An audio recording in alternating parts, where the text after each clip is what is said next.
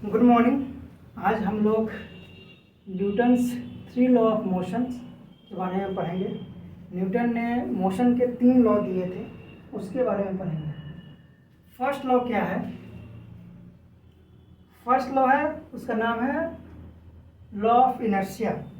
First law क्या कहता है कि यदि कोई बॉडी रेस्ट में है तो हमेशा रेस्ट में रहेगा, यदि कोई बॉडी मोशन में है तो हमेशा मोशन में रहेगा, जब तक उस पर कोई फोर्स नहीं लग जाए।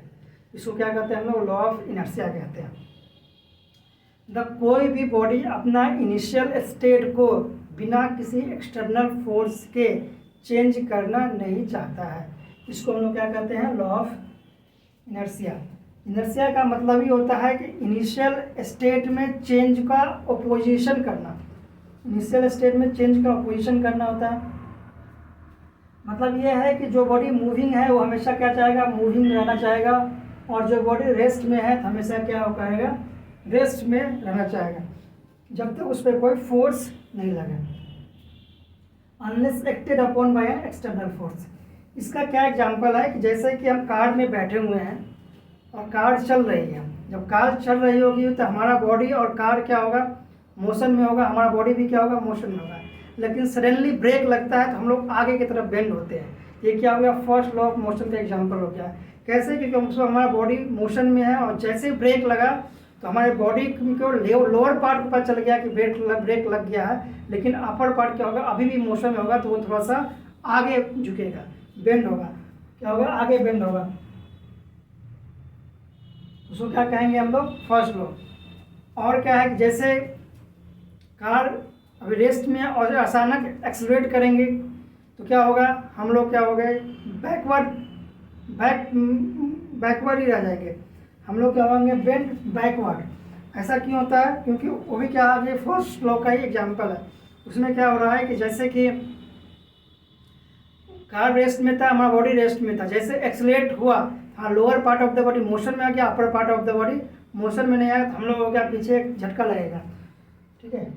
और क्या है कि जैसे कि हवा बहता है तो आम या कोई फल का नीचे गिरना, वो भी क्या है? फर्स्ट लॉ ऑफ मोशन है। जैसे आम हो गया, अमरूद हो गया, कोई भी फल है जो पक जाता है तो क्या होता है कि रेस्ट में रहना चाहता है, लेकिन जब हवा बहता है तो डाली उसको डिस्प्लेस करता है, वो नीचे ग्रेविटी के कारण गिर जाता है। वो भी क्या है? फर्स्ट लॉ ऑफ मोशन का एग्जाम्पल है। सेकेंड लॉ ऑफ मोशन क्या है? सेकेंड लॉ ऑफ मोशन कहता है कि कोई बॉडी में मूवमेंट हो रहा है, कोई बॉडी में मूवमेंट हो रहा है, उसमें मास है, तो मास इनटू वेलोसिटी जो होता है वो उसको हम लोग कहते हैं मोमेंटम। तो किसी भी बॉडी में यदि मोमेंटम है तो मोमेंटम किस रेट से चेंज हो रहा है? The rate of change of momentum, मतलब rate of change of momentum is known as force. उसको फोर्स कहेंगे, rate of change of momentum को फोर्स कहेंगे। और उसी को हम लोग क्या कहते हैं? सेकेंड लॉ ऑफ मोशन कहते हैं। सेकेंड लॉ ऑफ मोशन का एक्सप्रेशन क्या है? F equals two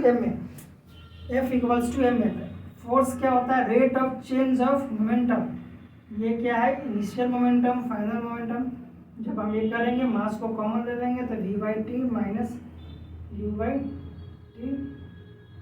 equals to m v minus u/t, ये हो जाएगा m इंटू ए। ये क्या हो गया? फोर्स क्या हो गया? Rate of change of momentum. तो क्या है कि यदि कोई बॉडी है जिस पे फोर्स ज़्यादा लगाएंगे तो एक्सीलरेट भी क्या करेगा? ज़्यादा करेगा।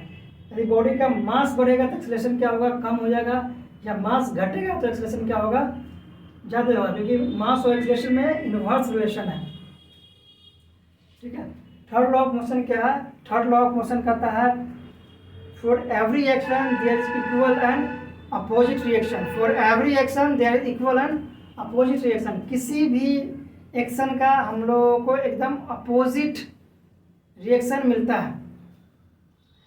अब जाइए किसी अनजान आदमी को थप्पड़ मार दीजिए, तो अचानक अब उसको थप्पड़ मारिएगा तो हो सकता है वही पलट के थप्पड़ मार दिया, तो आपने एक्शन किया, आपको रिएक्शन तुरंत मिल जाएगा। उसी को कहते हैं for every action there equal and opposite reaction. तो action of the body is equals to reaction on the body. यदि ए बी पे फोर्स लगा रहा है तो बी पर भी ए पर फोर्स लगाएगा। उसका एग्जाम्पल क्या है? जैसे गन को मैं गन जब बुलेट छोड़ता है तो गन रिकॉइल होता है, गन पीछे की तरफ आता है, तो उतने फोर्स से, जितना फोर्स से वो बाहर निकलता है उतने फोर्स से वो रिकॉइल होता है। मोशन ऑफ रॉकेट, जो रॉकेट जो ऊपर जाता है, रॉकेट भी जो एटमॉस्फेयर में, जो यूनिवर्स में जो जाता है, वो भी क्या है, example of third law of motion क्या है।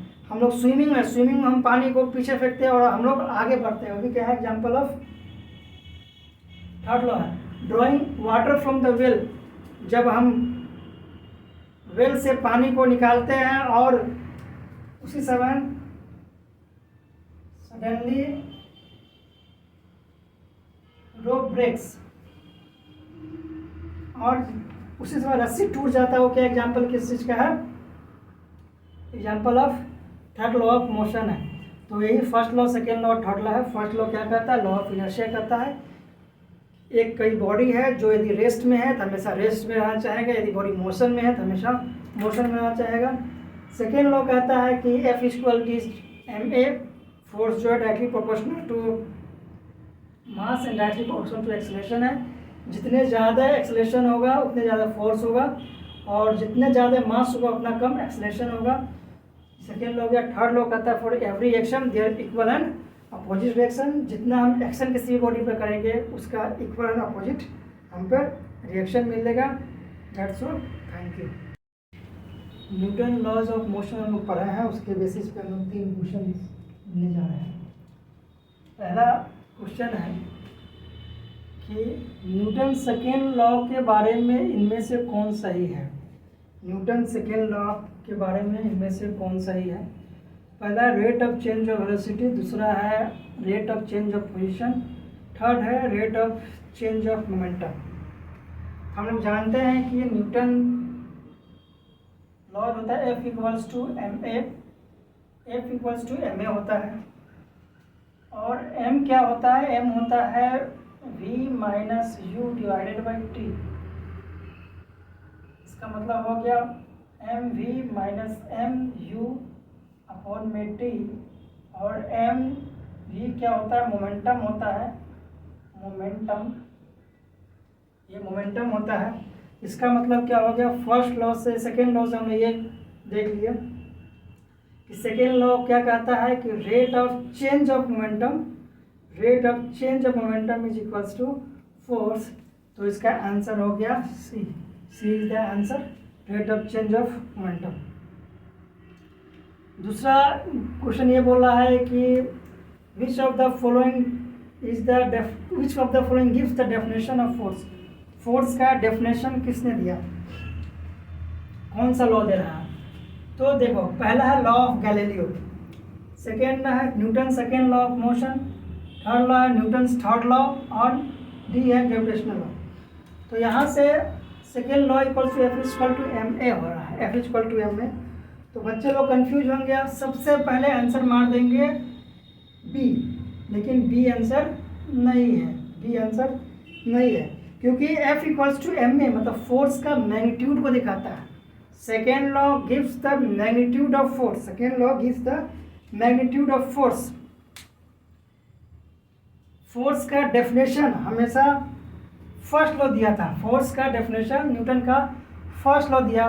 न्यूटन के फर्स्ट लॉ को हम लोग कहते हैं लॉ ऑफ इनर्शिया, और लॉ ऑफ गैलीलियो भी कहते हैं, ये याद रखने का चीज़ है।